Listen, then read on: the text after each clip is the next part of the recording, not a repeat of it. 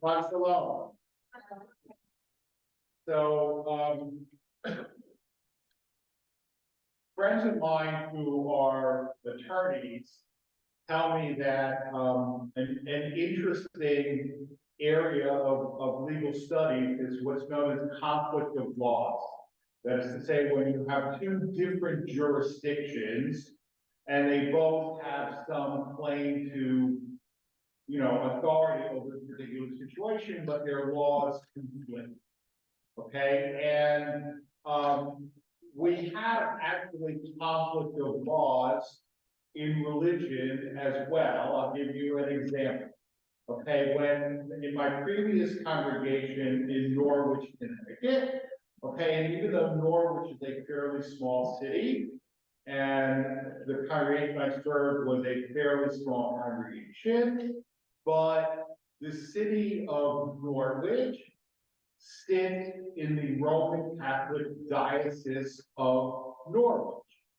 Okay, which means the cathedral is in Norwich and the bishop is in Norwich, and therefore, whenever they had like religious questions where they had to deal with Jews or Judaism, they would turn to me.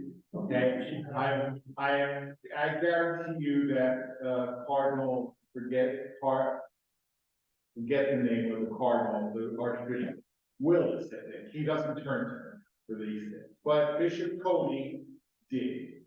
And so I got a call actually from the chancellor of the diocese, who was the head of the diocesan marriage tribunal, and they need to track down a particular baked-in New York City, which gave a Jewish divorce, to a particular Jewish couple. Okay, now why do they need to track down this baked in, which gave this get to this Jewish couple? Okay, does everybody want to guess? What? Exactly. So one of the members of this now divorced couple is engaged to a Catholic. Okay, still a Jew, but he's engaged to a Catholic, and they're getting married. Their plan is to get married in a church by a priest, which is allowed under certain circumstances, right? But they don't allow divorce. Right now, of course, if a couple came to me, now obviously I'm not allowed to officiate in a marriage between a Jew and a non-Jew, but let's say a born Jew, well, no, two born Jews or Jewish, whatever. And first question, have either of you been married? Right? One of the couples says yes. Okay, I say, was your previous spouse Jewish? Right? And sometimes I can see the wheels grinding, right? What answer does the rabbi need? Right? And sometimes they think that I want, yes, my previous spouse was Jewish, because I'm asking them because if the answer is no, my previous spouse was not Jewish, I'm going to fuss at them for having married a non-Jew, right? But that's not the answer I want, right? The answer I want is what? My previous spouse was not Jewish. Why do I want that answer? Right. We don't recognize the marriage religiously, therefore no get is required. Not only is no get required, no get is possible, right? So that's the answer I really want, because it makes everybody's life easier. Okay? And in this particular case, if they said two Jews getting married by a rabbi, right? The Catholic Church doesn't recognize that. Life would have been easier, right? But the Catholic Church does recognize that, okay? And therefore, and so, you say, well, they have a get. Get met, right? Because that's a divorce, and the Catholic Church doesn't allow divorce, right? They don't allow divorce, but they do allow Annulment, right? So the question is, right, which I can't answer, but this baked in maybe could, is the get the equivalent of an annulment, right?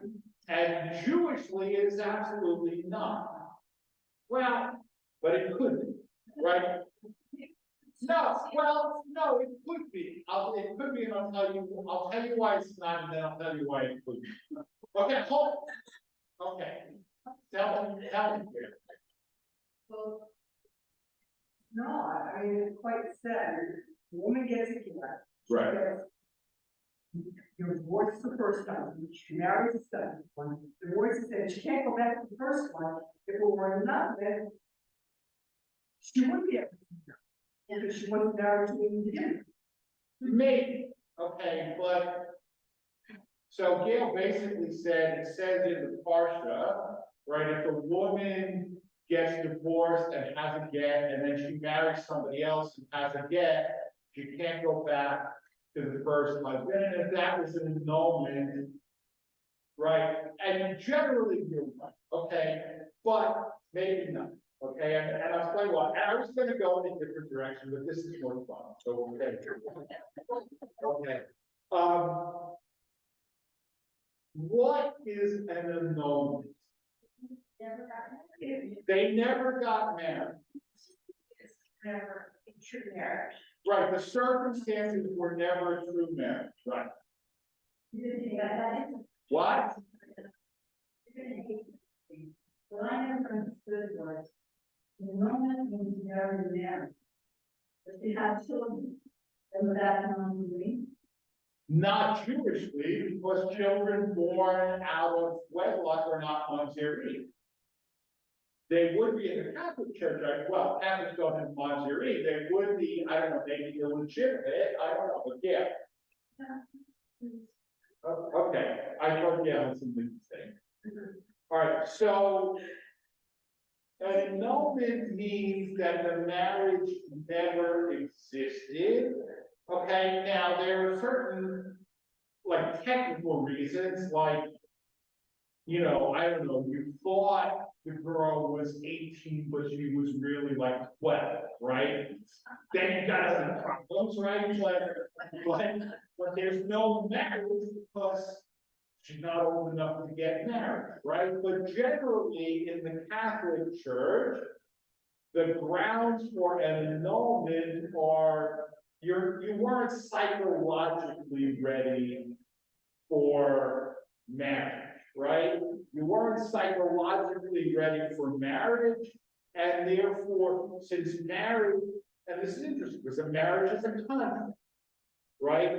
And a contract requires a meeting of the minds, right? And if there's no meeting of the minds, for example, you know, you thought, I'm gonna marry this guy, and he's gonna carry me away to his beautiful castle on the beach on a pink unicorn, right? And you didn't really get married, right? Because you're not psychologically really able to enter into that marriage, right? Or let's say the guy said, forget the pink unicorn, right?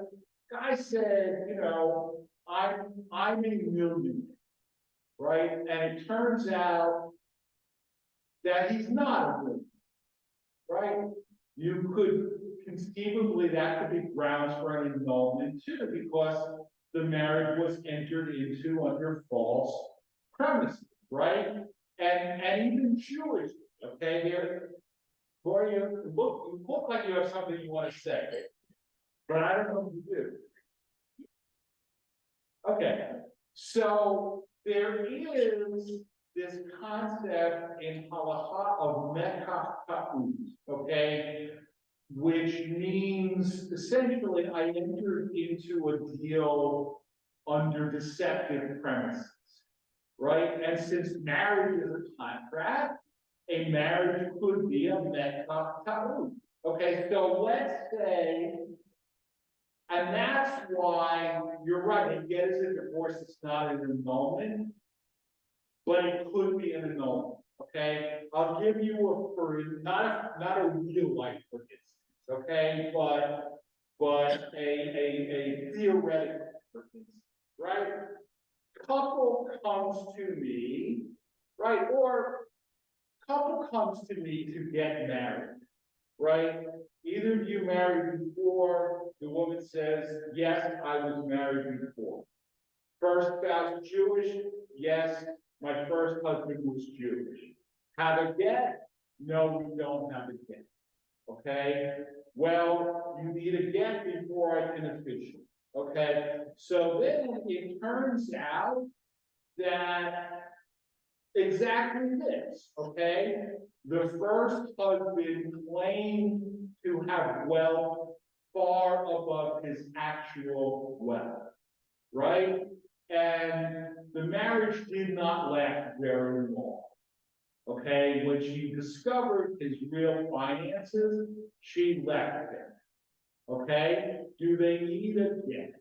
Well, first of all, in conservative Judaism, that's not my decision.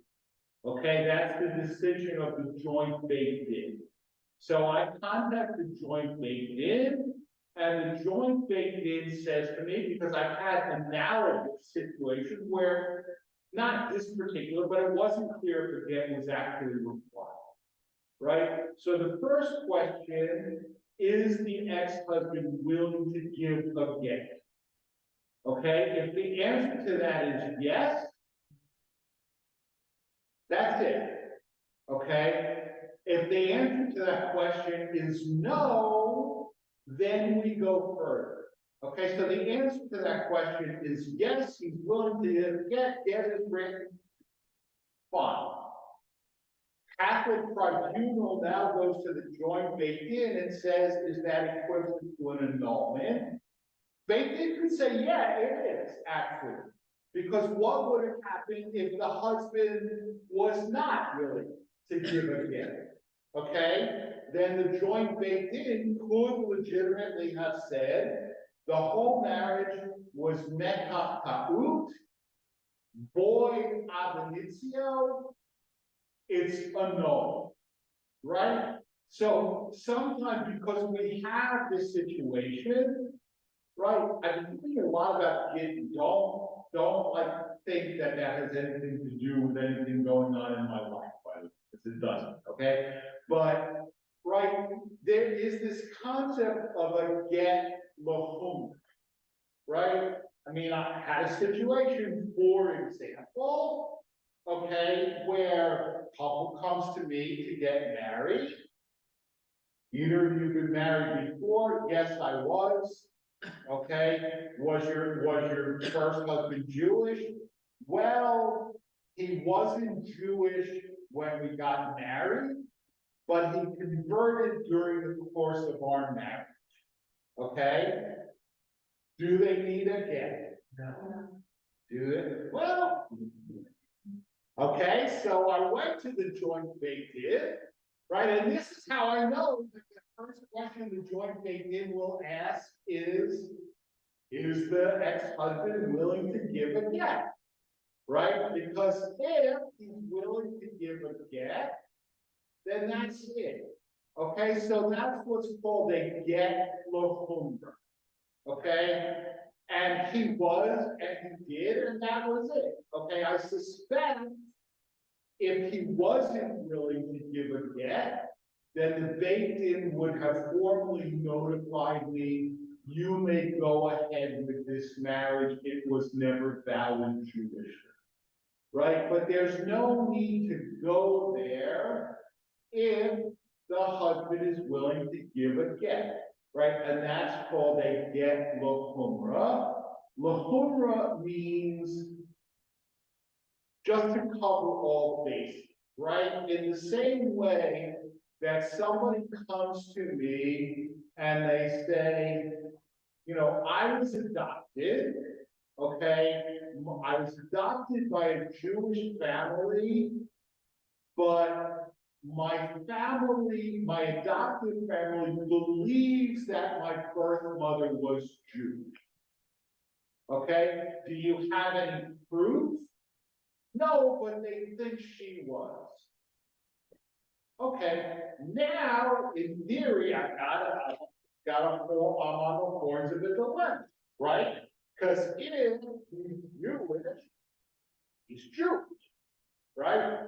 If he's not Jewish, I convert him, right? But if he's Jewish and I convert him, right?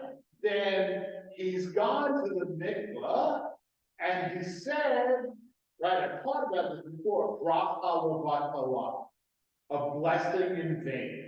Thou shalt not take the name of the Lord thy God in vain. Right? So what do I do in that situation? Giyyur lehumra, right? Conversion is the same word, lehumra. In other words, to cover all bases, right? So I tell him, I mean, this assumes he's already serviced, right? Which he was raised, adopted by a Jewish family, he probably wasn't. And of course, if they converted him, then there's also no issue, right? But, or even he thinks they had him converted, but he's not sure, there's no paper, right?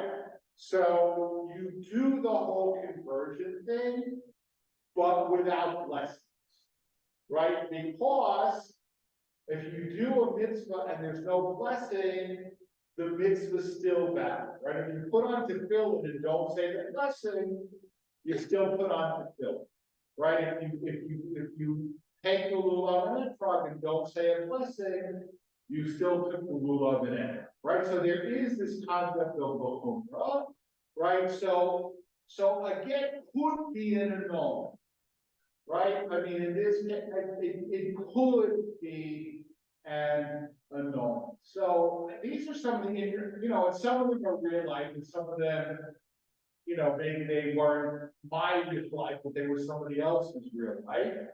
And so I mean, here's what I'm gonna say, right? Watch out for the findings. Okay, watch out for the findings. Marriage, divorce. Well, you could be both married and divorced at the same time, right? Jewish, not Jewish. You could be both Jewish and not Jewish at the same time, depending essentially on facts which are unknown, right? So maybe it's not a binary, maybe it's Heisenberg's Jew, right? But we think that in matters of halacha, everything is black and white, cut and dry, and sometimes it's not. So Dee, I know, had my hand, and Lori maybe has something to do. I was just going to say, converted Catholic and converted as a young girl. My sister went through a Catholic annulment, and basically the deal was that it was very much, the annulment was very much based on the other party's ability to make a reasoned considered decision to marry in the first place. Right. In this case, he had addiction issues, and they declared up after they were married, and she said, I'm out of here. But that was sufficient grounds for annulment, but her daughter, born from that marriage, basically wasn't on the Belgian. She's still eligible from. Okay, so what Lori said is having grown up Catholic and converted, so her sister went through an annulment, and the basis was essentially what I said, right? The inability that her husband had addiction issues, which I guess were not apparent when they were. Yeah, but then he relapsed, and they got annulled on that basis. But their daughter is not under any sort of religious disability, right? Which is exactly what I thought. And by the way, I mean, again, in that situation, what would we do? Again, right? But if the husband was not willing to give a get, then we would annul the marriage on the basis of mechal ta'ud, right? I mean, unless the woman said, I knew he was an addict, and I didn't care, right? But generally, what are they gonna say? They're gonna say, I didn't know he was an addict, or I knew he was an addict, but he was in recovery, right? And had I known that he would relapse, I would never have married, right? And so, possibility of that, yeah. What is the situation? You have two Jewish partners, married,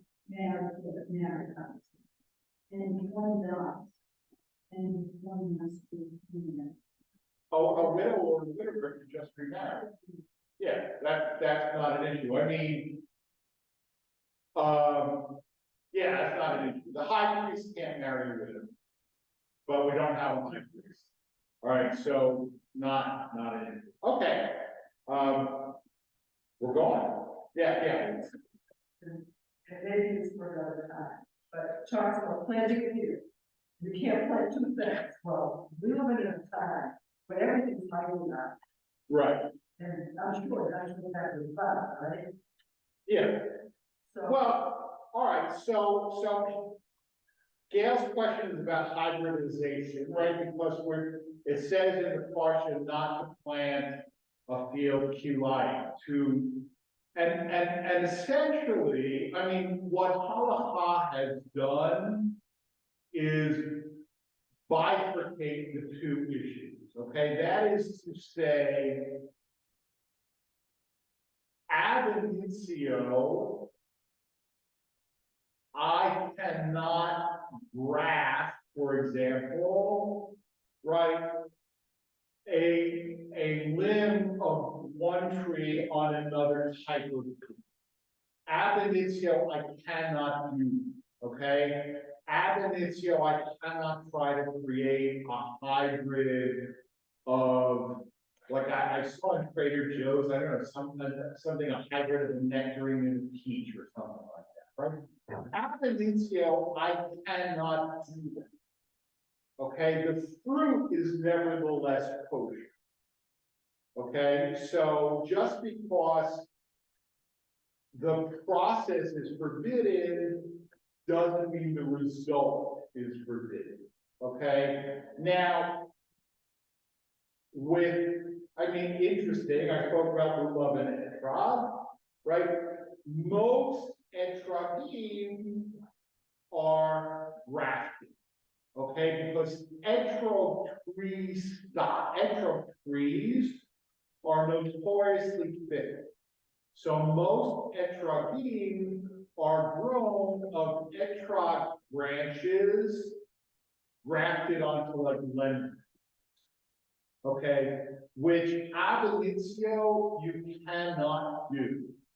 The etrog is still nevertheless cooked. However, there are people, when you read about like a $500 etrog, okay, well maybe you don't read about $500 etrog, but I do, okay, because I read stuff that most of you don't read, okay, because Hasidim in particular want a non-grafted etrog. Okay, so you can find, if you have an etrog non-grafted, it's a lot more expensive than, right? So doing it is forbidden, but once it's done, the product is still kosher. So now this is not from the crop breed. Right, but in terms of like taking an extra, right, yeah. Leslie? No. Okay, all right, we'll go on. All right, so cottage before Musaf and the Musaf service, 155 or 428 will then continue with the Amidah